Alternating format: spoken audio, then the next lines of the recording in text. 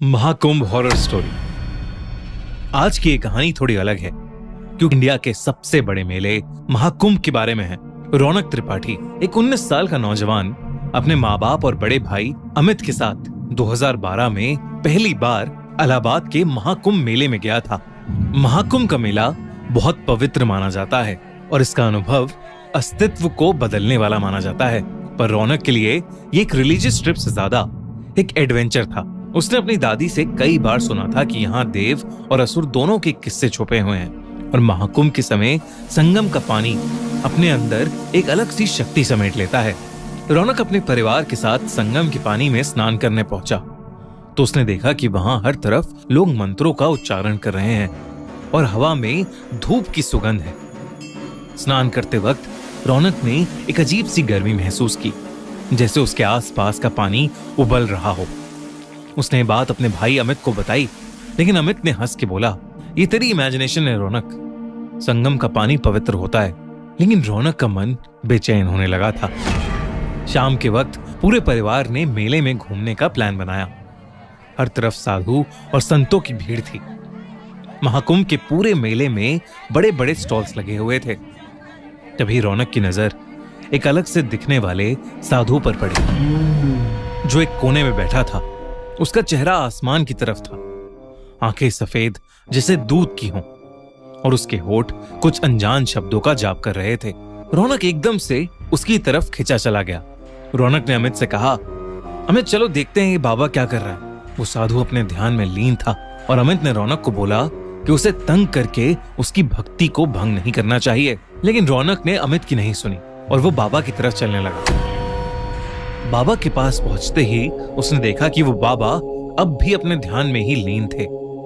उसने उन्हें 2-3 बार आवाज लगाई, पर उन्होंने कोई भी जवाब नहीं दिया। फिर मजाक के तौर पर रौनक ने पास से एक लकड़ी उठाई और बाबा को उस डंडी के तीखे कोने से छुआ। बाबा की आंखें एकदम से खुली और रौनक की ओर गईं। रौनक को लगा कि बाबा शायद उससे गुस्सा हो गए हैं, पर उन्होंने मुस्कुराते हुए रौनक को देखा और कहा, आ गया तू, तेरा ही इंतजार था। रौनक एकदम से थोड़ा घबरा गया। आप मुझे जानते हो बाबा? इस बात का कोई जवाब बाबा ने नहीं दिया। बस उन्होंने अपने गले से एक माला निकाली और रौनक के हाथ में रख दी। बाबा ने कहा, ये ले और रात को ये माला पहनकर सो जाना, कल तुझे सारे जवाब मिलेंगे। रौनक ने बिना कुछ सोचे उस बाबा से वो माला ले ली और वापस अपने परिवार के पास आ गया। उस रात रौनक ने माला पहनकर सोना शुरू किया। जैसे ही उसने अपनी आंखें बंद की, उसके सपने एकदम अजीब और खौफनाक हो गए। उसने देखा कि वो एक अंधेरे जंगल में खड़ा है। उसके आसपास बड़े बड़े पेड़ हैं जिनमें आग लगी हुई है और उस आग से पूरा आसमान लाल हो गया है। तभी उस जंगल में एक गहरी आवाज गूंजने लगी, जैसे कोई उसका नाम पुकार रहा हो। वो आवाज धीरे धीरे उसके करीब आई और एक काले साए के रूप में उसके सामने आकर खड़ी हो गई। उस साए की भी आंखें लाल थीं और उसने अपनी पतली उंगली से रौनक की तरफ इशारा किया। तो मुझे लेने आया था, अब तेरे साथ चलने का समय आ गया। उस साए ने रौनक से ये कहा और एकदम से वो साया जैसे उसके अंदर ही समा गया। रौनक चिल्लाते हुए नींद से उठा। उसकी शर्ट पसीने से भीग चुकी थी। उसने माला को देखा जो एकदम से बहुत ज्यादा खौलती हुई गर्म हो गई थी। रौनक ने तुरंत उस माला को निकालकर जमीन पर फेंक दिया और फिर से चादर तानकर सो गया। अगले कुछ दिनों में त्रिपाठी परिवार के साथ अजीब अजीब घटनाएं होने लगी, जिससे रौनक के पापा की कपड़ों की दुकान में शॉर्ट सर्किट होने की वजह से आग लग गई। उसके भाई अमित को जॉब से निकाल दिया गया और उसकी मां की तबीयत अचानक ही बेहद खराब रहने लगी। इसी बीच रौनक एक दिन अपनी अलमारी साफ कर रहा था और सफाई करते वक्त उसके होश ही उड़ गए। अलमारी के अंदर से उसे वही माला मिली जो रौनक ने कुछ दिन पहले ही फेंकी थी। उसने अपनी मम्मी से बात की तो उन्होंने बताया कि वो माला उन्होंने ही संभाल कर अलमारी में रख दी थी। अब रौनक को यकीन हो गया था कि जो कुछ भी हो रहा है वो शायद उस माला की वजह से ही हो रहा है। उसने इस बार उस माला को जाकर कचरे के डब्बे में फेंक दिया। अगले दिन रौनक अपने रूम में लैपटॉप पर कोई टीवी शो देख रहा था। तभी उसे ऐसा महसूस हुआ जैसे उसके ठीक पीछे कोई खड़ा है। रौनक ने पीछे मुड़कर देखा पर वहां कोई नहीं था। लेकिन जैसे ही रौनक ने वापस मुड़कर देखा, उसके कमरे के एक कोने में वही लाल आंखों वाला काला साया खड़ा था जो रौनक के सपने में आया था। उसे देखकर रौनक इतना डर गया था कि उसकी आवाज ही नहीं निकल रही थी। वो काला साया धीरे धीरे रौनक के करीब आया और बोला, संगम, वापस आ जा। रौनक चिल्लाते हुए अपने भाई के रूम में भागा और घबराते हुए अमित से बोला, अमित, वो साया वापस आ गया है और वो मुझे संगम बुला रहा है। अमित को रौनक की बात समझ नहीं आई।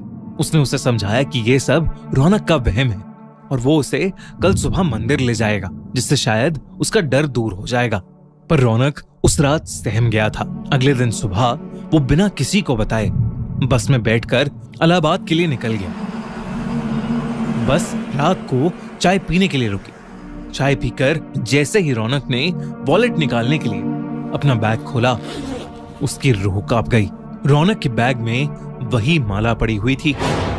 रौनक ने एक लंबी सांस ली और खुद को समझाया कि वो महाकुंभ जाकर उसी बाबा से मिलेगा और सब कुछ ठीक कर लेगा। और वो पैसे देकर बस में जाकर बैठ गया। पूरे सफर में रौनक को महसूस होता रहा कि वो काला साया कहीं ना कहीं उसी के साथ है, बिल्कुल उसके करीब। अगली सुबह महाकुंभ पहुंचकर रौनक सीधा भागकर उस मेले में उस बाबा को ढूंढने लगा। और जैसे ही वो बाबा उसे दिखे, वो उनके चरणों में जा गिरा और फूट फूट कर रोने लगा। उस बाबा ने गुस्से में उससे कहा, मूर्ख, अब क्यों आया है मेरे पास? तूने एक साधु की आराधना भंग की थी, अब तू उसका दंड भुगत। रौनक के आंसू रुक ही नहीं रहे थे और वो अपनी गलती समझ गया था। उसने उस साधु से रो रो कर माफी मांगी।